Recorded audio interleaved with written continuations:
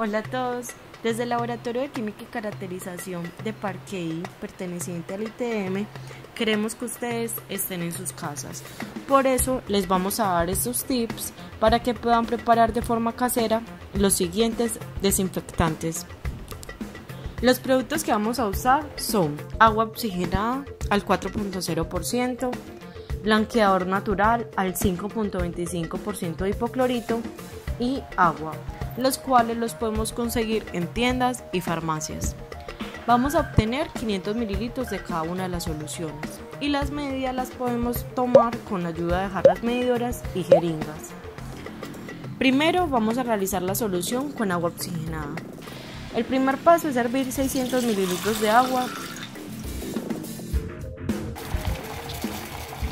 y tomar 437.5 mililitros en otro recipiente.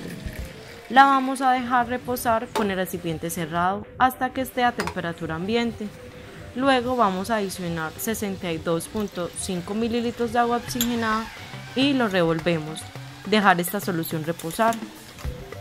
Para preparar la solución con blanqueador, primer paso, hervir 600 mililitros de agua y tomar 490.5 mililitros en otro recipiente. Los vamos a dejar reposar con el recipiente cerrado hasta que esté a temperatura ambiente.